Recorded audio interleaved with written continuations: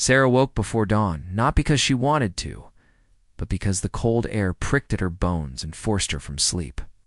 The damp pavement where she had spent the night was hard and uneven, but still softer than the concrete steps where others slept. She gathered her few belongings, a thin blanket, a plastic bag of canned food, a worn photograph of her family, into her faded backpack. Each item reminded her of better days, of a small house with a creaky front porch and laughter drifting through open windows. Now those days felt like a different life, one she had lost somewhere along the way. She moved quietly through the deserted streets, her breath rising in small clouds that disappeared into the gray sky. The city was waking up around her. Streetlights flickered and gutter water dripped steadily. A stray cat darted across an alley, disappearing into a pile of cardboard boxes.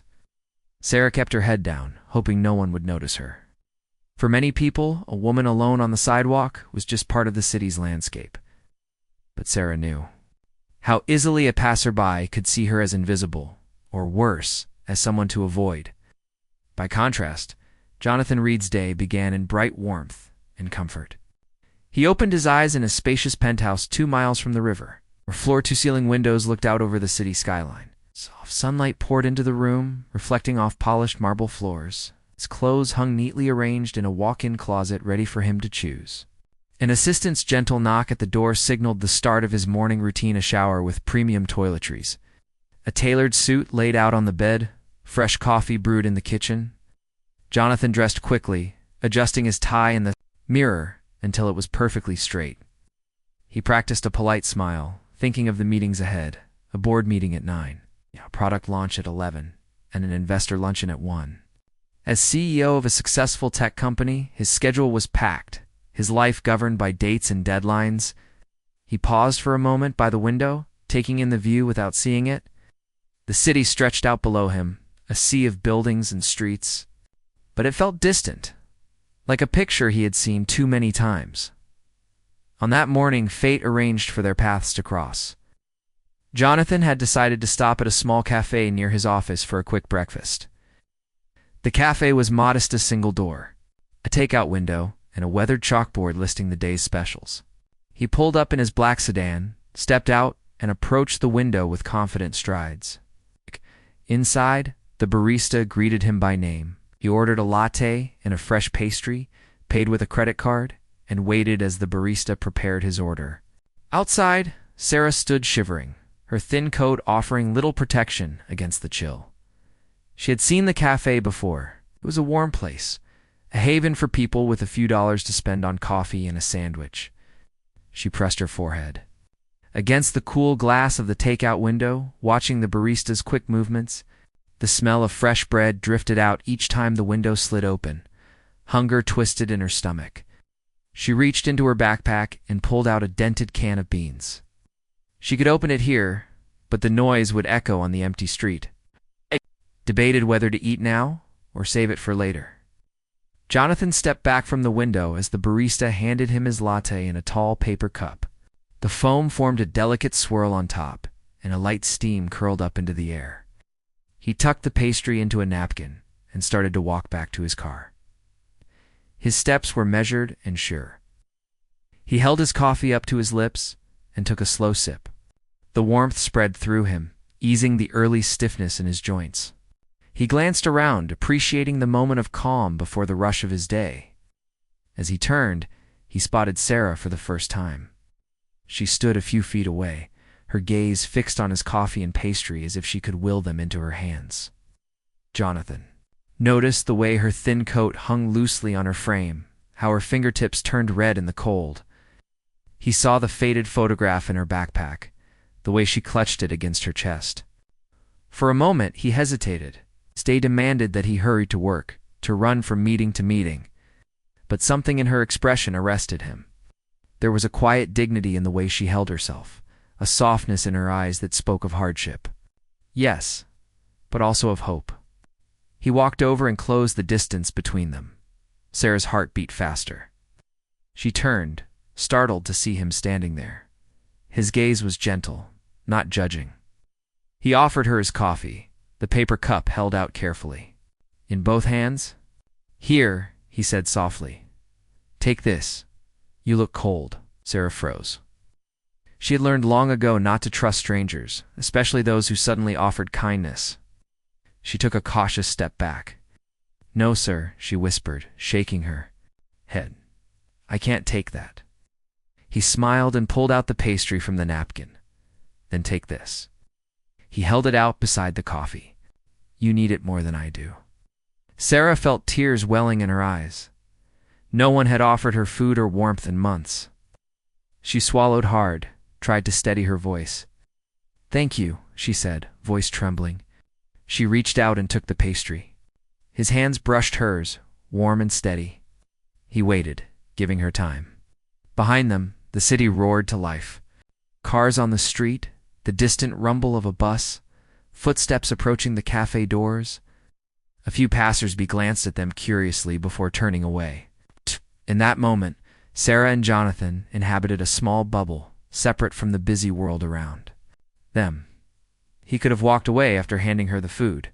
He could have returned to his car and driven off to his office, but something inside him urged him to stay. He asked her name, and she told him, Sarah. He introduced himself as Jonathan. He knelt to be at her eye level, not wanting to tower over her. He asked how long she had been on the streets. She answered quietly, telling him briefly how she had lost her job and her apartment after a family emergency. She spoke of nights spent in shelters that were always too crowded, of days scrounging for coins to buy a cup of coffee. Jonathan listened without interrupting. He offered her the rest of his coffee and the pastry. She accepted both now, holding them like precious treasures. He watched as she took small bites, her shoulders relaxing a fraction. He realized he had been in his car for so long that the drink was almost cold. To him, it was a minor inconvenience. But to her, it was warmth and kindness. A worker from the cafe emerged, carrying a fresh tray of muffins. He paused when he saw Jonathan kneeling by the sidewalk. Jonathan smiled and gave him a nod. The worker nodded back, understanding something unspoken between them. Then he retreated inside. Sarah finished her pastry, wrapping the napkin around the half-empty coffee cup and tucking it into her coat pocket. Jonathan stood. He dusted off his suit pants, as if nothing unusual had happened. Would you like a ride somewhere? I know a shelter nearby that serves breakfast and has warm beds, he offered gently. Sarah blinked, not trusting her ears. A ride in a private car? A warm shelter? It sounded like a dream. She looked at Jonathan's face, searching for any sign that he might change his mind, but his expression was steady, sincere. Finally, she nodded. Yes, she whispered. Jonathan held out his hand. She hesitated, then placed her small hand in his. It felt strange, yet comforting. He helped her into his car, opening the door for her as if she were a guest in his home. She climbed in carefully, balancing her backpack on her lap. Jonathan closed the door gently, then walked around to the driver's side. As the car pulled away, Sarah pressed her forehead against the cold glass and watched the gray streets blur past. For the first time in a long time, she felt hope stirring in her chest, and Jonathan, gripping the steering wheel, felt something shift inside him to a sense of purpose that no board meeting or investor pitch could ever give him. They drove in silence, two strangers from different worlds connected by an unexpected act of kindness that would change both of their lives forever. They arrived at the shelter just as the morning sun began to peek through low clouds. The building looked plain from the outside, with chipped paint and a faded sign over the door. But inside it was warm. The walls were painted a soft yellow, and a heater hummed in the corner. Jonathan opened the car door and helped Sarah out. She pulled the thin blanket tighter around her shoulders and looked up at him, uncertain. Ahead of them, a volunteer woman in a bright sweater welcomed them. She said, "Good morning, Mr. Reed. And you must be Sarah." Sarah froze for a moment, surprised that Jonathan had spoken of her by name. The volunteer led them through a narrow hallway into a sunny room with long tables and chairs. The scent of eggs and toast filled the air. On the tables were plates of scrambled eggs, toast, fruit, and pitchers of juice. Jonathan smiled at Sarah. "Go ahead," he told her softly. "Eat something. I'll be just outside." He stepped back into the hallway and closed the door quietly. Sarah took a deep breath and sat at one of the tables. Her stomach dropped when she saw the plates, but she reminded herself that it was safe here. A kind man had brought her. She filled her plate slowly, 2 eggs, a slice of toast, and some juicy melon. She stared at it for a moment, feeling guilty as if she did not deserve this. But hunger won. She took a small bite. The egg was warm and fluffy, the toast crisp. Tears formed in her eyes again. A woman at the next seat noticed and offered her a gentle smile. "First time here?" she asked quietly. Sarah nodded. "Yes. Thank you." The woman introduced herself as Marta and told Sarah that she had been coming here for a few weeks now. They chatted as they ate. Marta spoke of her own struggles, how she lost her home when her father died, and how she found work at a diner and slowly saved money. Sarah listened, feeling both comforted and a pang of envy. But Marta's kindness made her feel that she belonged. After breakfast, Marta showed Sarah around. They walked down a corridor lined with lockers. "You can store your things here," Marta said, pointing to an empty locker. Sarah opened it, placed her backpack inside, and shut it with a click that sounded like a promise. Marta led her to a row of bunk beds in a large dormitory room. Each bed had a thin mattress and a folded blanket at the foot. "Choose any bed," Marta said. Sarah picked one near the window. The glass was clean, and outside she could see the trees lining the street. Sarah laid her blanket on the bed and sat on it, feeling its softness. It was the first real bed she had touched in months. She closed her eyes and let herself imagine what it would be like to sleep here, safe from rain and wind. Her body relaxed. In a way, it had not since she had lost her home. Meanwhile, Jonathan waited in his car. He sat behind the wheel for a moment, thinking about what to do next. He could return to his busy day of meetings and deadlines, but he felt that he had made a promise to Sarah, if only quietly in his own mind. He took out his phone and made a quick call to his assistant. "Please arrange for a short meeting room at my office tomorrow morning," he said. "I want to talk to someone in HR and someone from training programs about helping Sarah learn new skills." He gave her instruction to book the room, log out of his schedule what he could, and send him any urgent updates. Then he shut off his phone and walked into the shelter. He found Sarah sitting at the edge of her bed, fingering the blanket. He gave her a small wave. She stood quickly, nervous he might be angry for disturbing her. But he smiled kindly. "I didn't want to leave without checking on you," he said. Sarah shook her head. "No, it's okay. Thank you." She looked around the room. Other residents were talking softly, reading books or lacing their shoes. It felt like a community here, warm and welcoming. Jonathan noticed some seemed curious about him, the tall, well-dressed man walking through the dorm. He knelt down beside Sarah again. "I spoke with some people," he said. "I'd like to help you learn computer skills. My company offers basic courses. Would you like to start tomorrow morning?" Sarah's eyes widened. She had used computers before, but never felt she could learn enough to find a decent job. She thought of her old office job, where she used email and spreadsheets and felt a mixture of hope and fear. Finally, she nodded. "I'd like that," she whispered. Jonathan handed her a card with his office number and the meeting time. "Meet me at 8 sharp, he said. "I'll have everything ready." He stood up, and Sarah tried to stand too, but he placed his hand lightly on her. Armin said, "Take your time. No rush." He walked back toward the door. Before he left, he turned and said softly, "You deserve this chance." Then he was gone. That afternoon, Sarah went to the center where the shelter offered workshops. A friendly instructor named David introduced her to a laptop and showed her the basics: how to turn it on, how to use the mouse, and how to open a web browser. Sarah's fingers trembled as she clicked icons and typed her name. She felt awkward but excited. She practiced writing simple sentences and sending an email to Marta, who had given her a personal email address.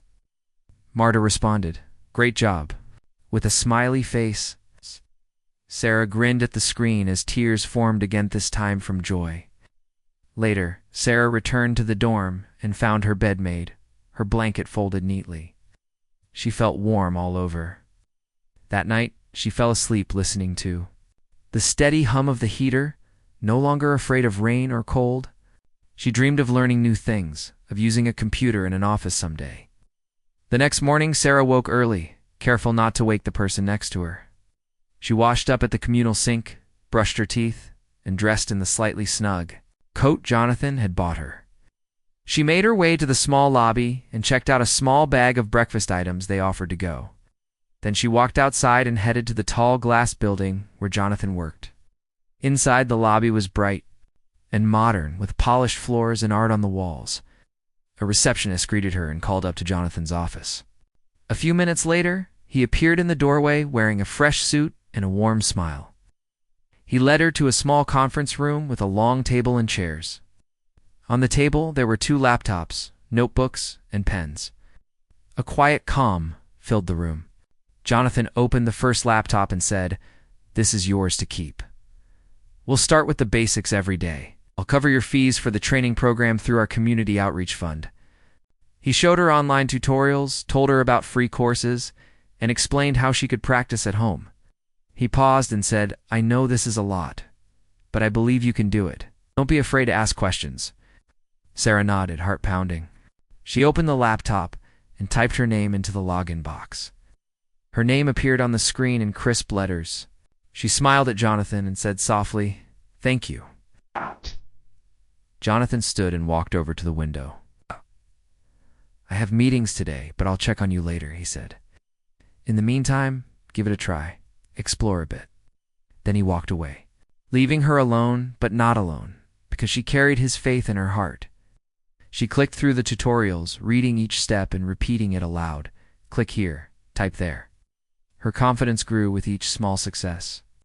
All around the city that day, people were busy with their own lives. But for Sarah and Jonathan, a new story had begun. A story of kindness and opportunity, of 2 unlikely people joining together to build something better.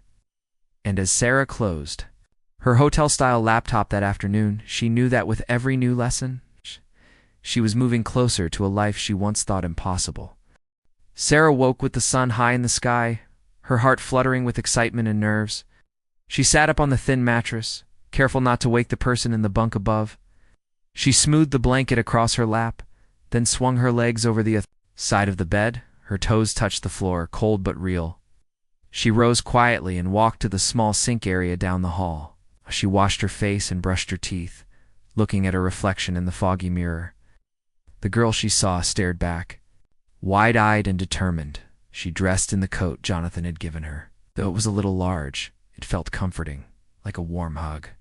She stowed her backpack in the locker and carried her laptop bag to the lounge, where a few other shelter residents were enjoying coffee and donuts. Marta waved at her. "Ready for day 2?" she asked. Sarah smiled and nodded. "Thank you," she whispered. Marta patted her arm kindly before returning to her own breakfast. At 8 o'clock sharp, Sarah stood in the lobby of Jonathan's office building, clutching her bag. She looked up at the tall glass tower, its windows gleaming in the morning light. Her palms were sweaty, and she took a deep breath to steady herself. A receptionist greeted her and directed her to the elevators. The doors glided open, and Sarah stepped inside, pressing the button for the top floor. When she emerged, Jonathan was there waiting, holding 2 cups of coffee. He saw her hesitation. "Good morning, Sarah," he said with a warm smile. "Got us coffee?" He handed her a cup with a little swirl of foam on top. "I thought you might like something warm before we begin." She took it gratefully, her fingers curling around the cup. The coffee was strong and bitter, but it tasted like kindness. They walked into the same conference room where she had her first lesson. Today, Jonathan had invited 2 of his colleagues. From the training department, Lena, who organized community courses, and Marco, who led interview workshops. The table was set with laptops, notebooks, and a few pastries. Lena greeted Sarah and said, "We're here to help you prepare for job interviews. Today, we'll talk about how to share your story and how to answer common questions." Marco nodded and added, "We'll do a mock interview too, so you can practice in a safe space." Sarah sat down, her heart pounding. She took a small sip of coffee. Marco began with a simple question.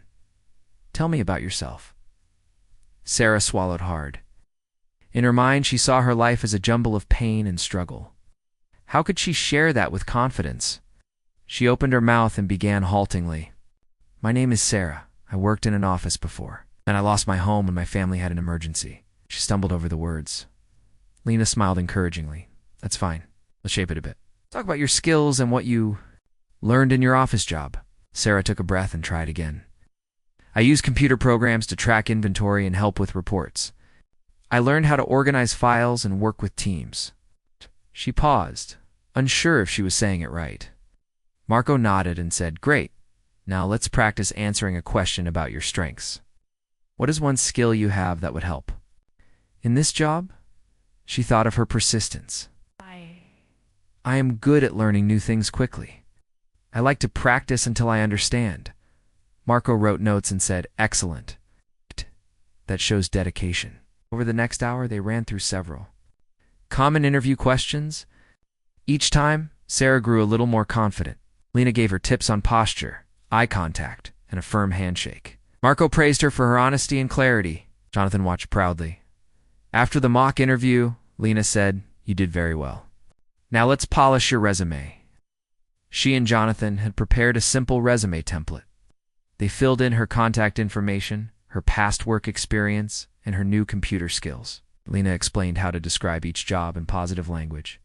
Sarah watched as her story transformed into a professional document. She felt a glow of pride. By late morning, they finished the session. Jonathan looked at his watch. "I have a board meeting to attend, but before I go, I've arranged something for you." He slid an envelope across the table. Inside is the first of 3 bus passes. You can travel to interviews and training sessions without worry about cost. Also, I set up an appointment for you at a temp agency this afternoon. They can help place you in a part-time position while you continue learning. Sarah's eyes filled with tears of gratitude. She clutched the envelope and said, "Thank you. I don't know how to repay you." Jonathan shook his head. "Just keep moving forward. It's all the thanks I need." He stood, gathered his things, and left the room. Lena and Marco stayed behind to answer any questions Sarah had about sending her resume and scheduling. Interviews. That afternoon, Sarah arrived at the temp agency, her resume crisp in her hand. She sat across a small desk from a kind woman named Teresa. Teresa looked over the resume, adjusting her glasses. "This is very good," she said. "I see you have office skills and you've recently completed basic computer training. We have a short-term assignment at a local law office. Starts next week. Would you be interested?" Sarah's heart skipped. A job at a law office sounded prestigious to her. She nodded vigorously. "Yes, please." Teresa made a few calls, then smiled. "You're set. I'll call you tomorrow to confirm your interview time. Here's your first bus pass." "Good luck." Sarah left the agency walking on air. She held the bus pass like a treasure. She imagined herself in a neat blouse, greeting clients, typing documents, and earning her own paycheck. The future felt real in a way it never had before. That evening, she returned to the shelter and found Marta in the common room. Marta had organized a small celebration, candles on a table, a chocolate cake, and coffee in paper cups. She had invited a few other residents who had supported Sarah these past days. Marta handed Sarah a plate with a slice of cake. "This is for your first steps toward a job," she said. Sarah was overwhelmed. She sat down and hugged Marta, tears sliding down her cheeks. Everyone cheered and told Sarah how proud they were. One woman said, "You're an inspiration to us all." Sarah smiled, feeling warmth spread through her chest. For the first time in a long time, she believed that good things could happen to her. She thanked Jonathan again in her mind, wishing she could tell him about this moment. Later that night, Sarah lay in her bunk bed, the cake still sweet in her mouth. She thought about the mock interview, the resume, the bus pass, and the temp agency. It felt like a whirlwind, but each moment had been guided by Jonathan's kindness and the shelter community's support. She whispered into the darkness, "Thank you," and drifted into a peaceful sleep. The next morning, she woke early to prepare for her interview at the law office.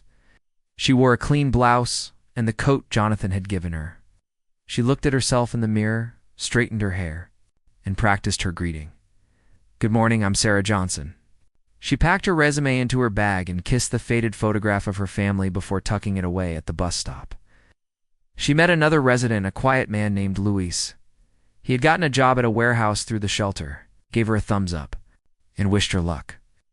Sarah smiled, feeling that she belonged to a community where people cheered each other on. The bus arrived, and Sarah found a seat by the window. She watched the city pass by, the tall buildings and busy streets. About Jonathan, who had seen more than just a homeless girl. He had seen a person capable of so much. She promised herself she would not let him down. When she arrived at the law office, she walked through the revolving doors, her heart drumming. A receptionist directed her to a waiting area. A few minutes later, a polite woman named Ms. Clark came out to greet her. "Sarah, lovely to meet you," she said. She led Sarah into a small office where another lawyer waited. They shook hands and began the formal interview. Sarah remembered her practice. She sat up straight, made eye contact, and spoke clearly. About her skills and her eagerness to learn, she answered questions about her past office work and her recent training.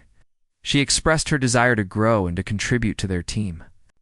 When they asked why she had a gap in her employment, she spoke honestly but positively. "I faced some personal challenges, but I used that time to learn computer skills and prepare myself for new opportunities." At the end of the interview, the lawyers thanked her and walked her to the door. "We'll let you know by tomorrow," Ms. Clark said. Sarah smiled and said, "Thank you for your time." She walked out feeling proud of herself, no matter the outcome. On the bus ride home, Sarah replayed the interview in her mind. She thought of every question and answer, noticing where she had done well and where she could improve. She felt ready. For whatever came next, that evening back at the shelter, she told Marta and a few friends about the interview. They listened eagerly, offering praise and encouragement. Sarah realized that she was no longer alone. She had people cheering for her, people who believed she could succeed.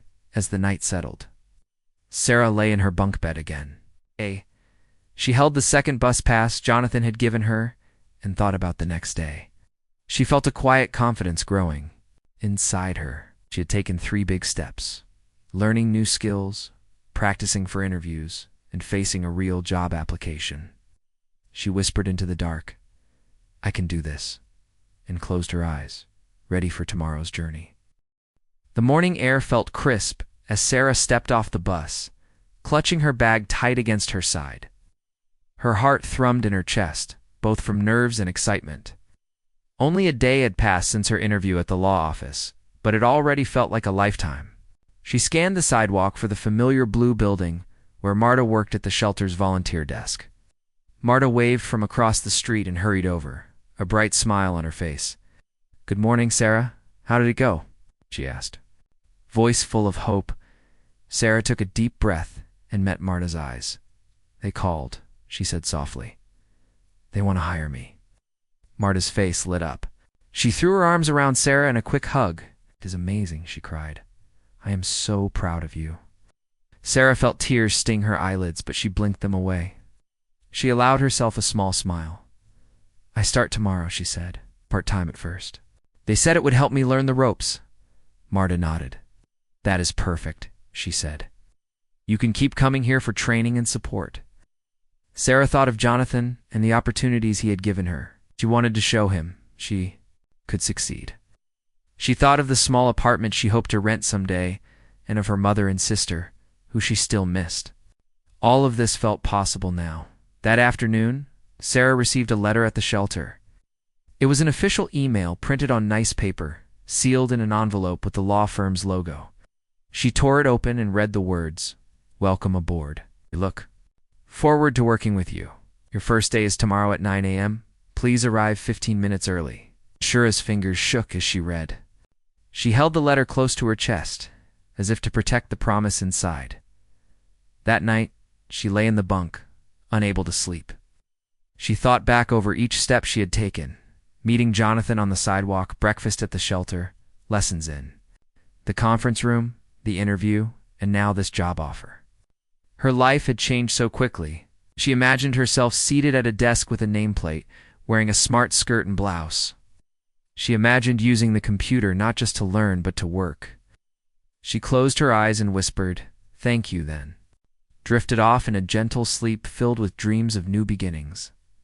The next morning, sunlight spilled through the dorm windows. Sarah rose early, careful not to wake the woman above her. She washed her face, brushed her teeth, and pulled on the clean clothes Jonathan had given her, the blouse and coat that still felt generous. She packed her bag with a notepad, a pen, and her resume, just in case anyone asked. She checked the mirror and straightened her hair. She felt a mix of pride and humility. She was keenly aware of how far she had come. When she stepped outside, Marta was waiting by the gate, holding a small breakfast burrito wrapped in foil. "I made this for you," Marta said. "Eat it on the way." Sarah accepted it gratefully and bit into the warm tortilla. The flavors, eggs, cheese, beans reminded her of home-cooked meals. Marta handed her another bus pass. "Use this to get there and back," she said. Sarah hugged Marta. "Thank you," she whispered. "I'll make you proud." Marta smiled, tears glimmering in her eyes. "You already have," she said. Then Sarah turned and walked toward the bus stop, burrito in one hand and bus pass in the other, feeling determined. The bus arrived, and she found a seat by the window. She watched the city scroll past shops opening, children waiting at a school bus stop, office workers hurrying along. She felt like one of them now, someone with a purpose. She clutched her bus pass like a badge. When she reached the towering glass building of the law firm, she took a deep breath and walked inside. The lobby was quiet and cool, with marble floors and polished desks. A receptionist greeted her warmly and directed her to the 5th floor. Sarah rode the elevator up, her heart racing. When the doors opened, she stepped into a bright corridor lined with framed certificates and photos of smiling employees. She followed the signs to the staff entrance and showed her letter to the clerk at the desk. He scanned it and offered her a friendly nod. "Welcome, Sarah. They're expecting you in conference room B." She nodded and thanked him, then walked down the hallway that smelled faintly of coffee and paper. She paused outside the door marked Conference Room B and smoothed her blouse. Her hand trembled slightly as she pushed the door open. Inside, a small group of people sat around a long table. Her new colleagues smiled and rose to greet her. Ms. Clark, who had led her interview, stood at the head of the table. "Good morning, Sarah," she said. "Welcome to the team." Sarah shook hands with each person and offered her own greeting. "I'm honored to be here, thank you." Her voice sounded stronger than she felt. "Ms. Clark invited her to sit." On the table was a nameplate that read, "Sarah Johnson, office assistant." Sarah took a seat, careful to tuck her skirt under her. She set her bag down and placed the notepad and pen in front of her, ready to learn. Over the next hour, they showed her around. They introduced her to the mailroom clerk, the receptionist, and several lawyers. They gave her a tour of the copy machines, the filing cabinets, and the supply closet. Sarah watched and listened, asking questions when she was unsure. Everyone answered kindly. One junior lawyer named Mr. Patel showed her how to sort mail by department. A paralegal named Jessica taught her how to use the firm's case management software. Each person she met treated her with respect, as if she belonged. When the tour ended, Ms. Clark said, "We have a small desk ready for you." She led Sarah to a neat cubicle by a window that overlooked the street. The desk held a computer, a telephone, and a stack of folders labeled to sort. "Feel free to make yourself at home," Ms. Clark said. "We'll give you some mail to start with. Let us take your time and ask if you need help." Sarah sat down and plugged in her computer. She took a deep breath and sat up straight. She clicked the power button and watched the screen come to life. She logged in with the credentials they provided and opened the first folder on her desk. It was a pile of letters addressed to different lawyers. She read through them carefully, then placed each in the proper slot. She felt satisfaction as the stack grew thinner.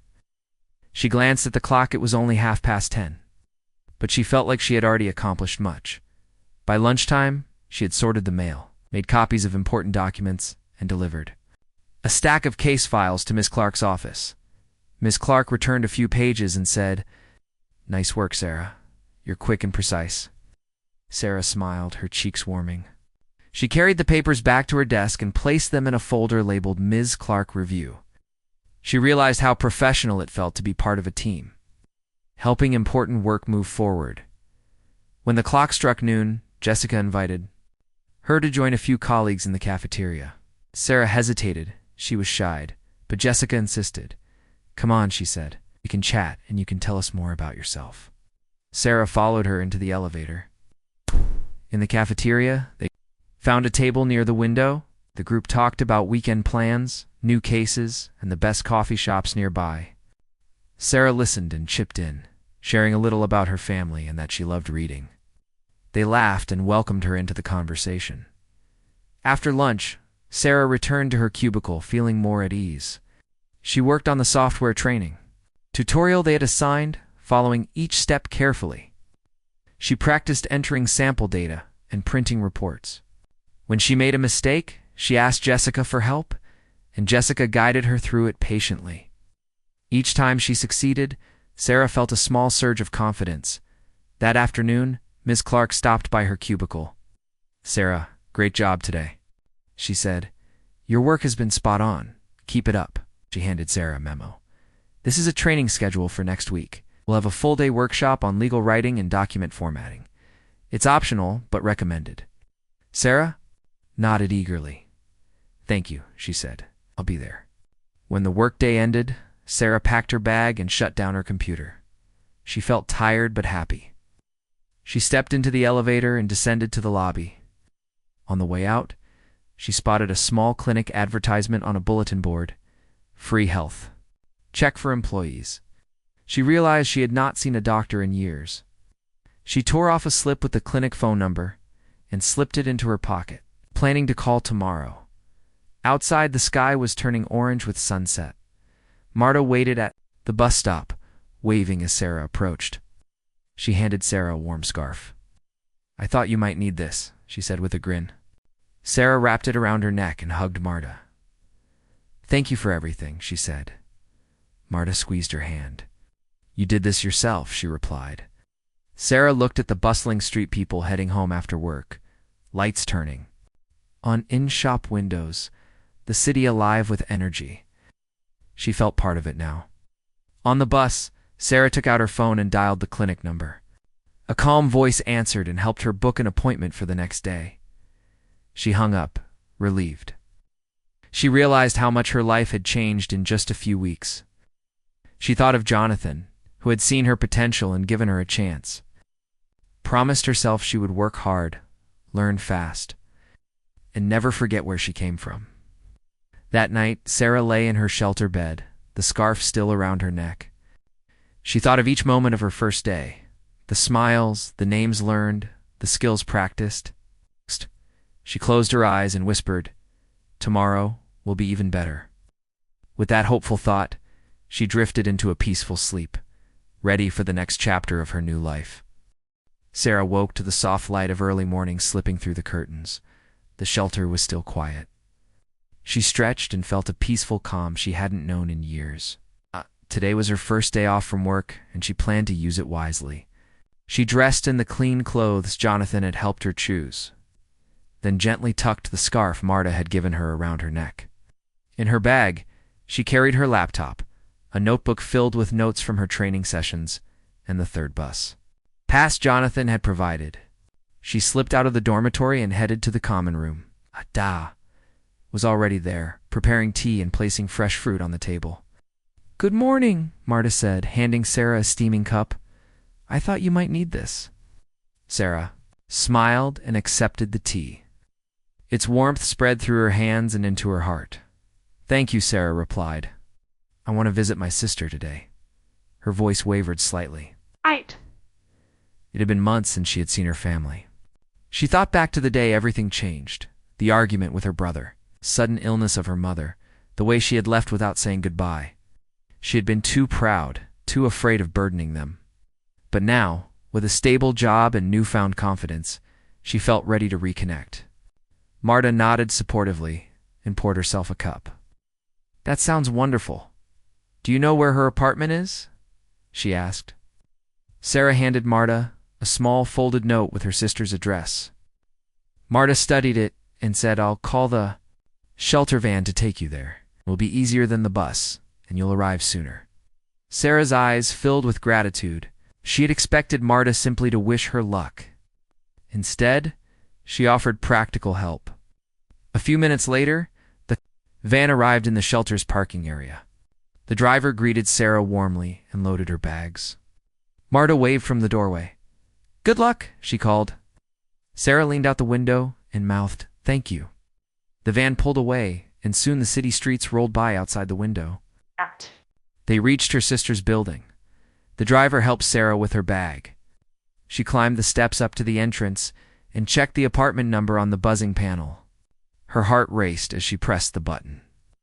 Moments later, the door buzzed open. She climbed the stairs and reached the apartment door. She took a deep breath, straightened her jacket, and knocked. The door opened slowly.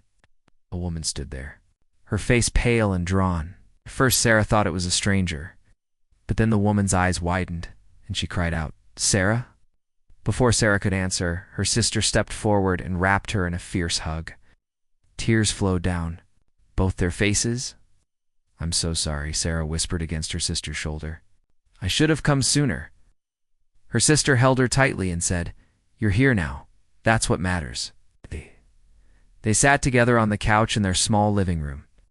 Sarah looked around at the faded wallpaper, the few photos on the mantel, and the worn rug on the floor. It was modest, but cozy home. Her sister introduced her to the neighbor who had invited her to stay after their mother passed away. The neighbor, Mrs. Alley, was a kind older woman who offered Sarah a cup of tea too. They sat around the kitchen table and talked for hours. Sarah shared her journey, meeting Jonathan, finding the shelter, learning new skills, and landing her job. Her sister listened, eyes bright with pride and relief. "I'm so proud of you," her sister said. "I didn't know where you were or if you were safe." Sarah reached for her sister's hand. "I was scared," she admitted. "I felt like I had nothing to give until someone believed in me." She told her sister about Jonathan's kindness and how it had changed her life.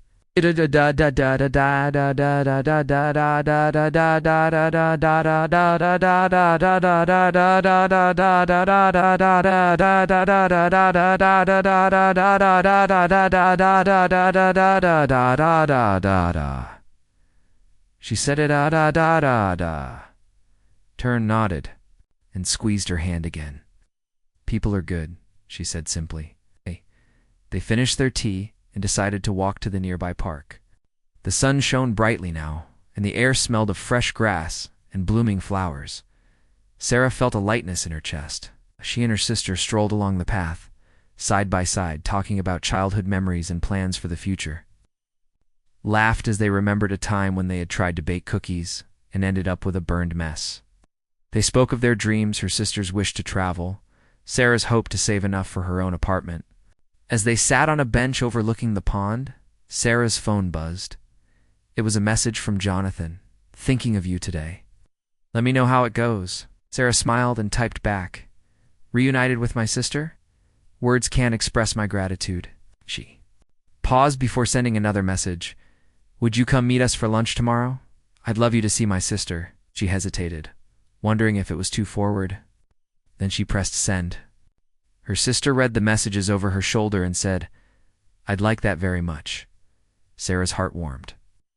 She hadn't given thought to how Jonathan might feel about meeting her family, but she realized that he had become part of her life in a real way. After a gentle afternoon together, Sarah said goodbye to her sister and walked back to the van. She felt full, love, forgiveness, and hope. As the van drove back to the shelter, she thought about the network of care that had supported her. Marta's friendship, the shelter staff's guidance, the training instructors, the temp agency, her co-workers at the law office, and above all, Jonathan's kindness. That evening back at the shelter, Sarah found Marta waiting with a small box of pastries. "For your reunion day," Marta said. Sarah laughed and thanked her. They sat in the common room, eating pastries and talking. Late into the night, Sarah felt a sense of belonging she had never known before. The next day, as planned, Jonathan arrived at the sisters' small cafe tucked away in a side street. He saw Sarah sitting at a table with her sister, both waving at him. He approached with a gentle smile and introduced himself. Her sister rose and shook his hand firmly. "Thank you for all you've done for my sister," she said. Jonathan looked into Sarah's eyes and said it was her courage that made the real difference. They all ordered lunch and visited together, sharing stories and laughter. Over the meal, Jonathan learned about Sarah's family history, her sister's work as a teacher, and their mother's love of gardening. He spoke softly about his own family and why he felt compelled to help. Sarah and her sister listened, and a warm connection formed. By the end of lunch, they had made plans to meet again, to keep supporting each other. That afternoon, as the three of them parted ways, Sarah hugged Jonathan and whispered, "Thank you for everything." He replied, "Keep shining, Sarah. You deserve every good thing." Her sister watched with tears in her eyes as they said goodbye. Back at the shelter that evening, Sarah prepared for her next week of work. She laid out her clothes, packed her bag, and reviewed her notes. But as she drifted to sleep, her thoughts were not on tomorrow's tasks, but on how far she had come from a hungry girl. On the street to a confident woman with a job, a home in her sister's heart, and friends who believed in her. Weeks later, Sarah moved into a small apartment near her job. She furnished it simply but lovingly with secondhand finds and photos of her family. Mrs. Allie and Marta helped her paint the walls, and her sister gifted her a potted plant to remember home. Sarah set the plant by the window and watched its leaves catch the morning sun. Every month, she visited the shelter to mentor a new resident. She sat with newcomers, listened to their stories, and offered encouragement. She shared the lessons she had learned about asking for help, about believing in oneself, and about paying kindness forward. The shelter became more than a stepping stone. It became a community she helped build. And Jonathan remained a friend, checking in on her progress and celebrating her milestones. When Sarah's contract at the temp agency ended, he helped her apply for a permanent position at his company's legal department. She aced the interview and was hired full-time as a legal assistant, with benefits and a clear path for advancement. Her life continued to flourish. One evening, as Sarah watered her plant, she thought back to that rainy morning when Jonathan first offered her coffee and a pastry. She realized that day had been the turning point, one simple act that led to a new life. She whispered a silent thank you to him and to all the people who had reached out their hands. In the soft glow of her living room, Sarah smiled. She had learned that no act of kindness, no matter how small, is ever wasted. She had discovered her own strength, found a place to belong, and built a future filled with purpose and hope. And she knew her story was only just beginning.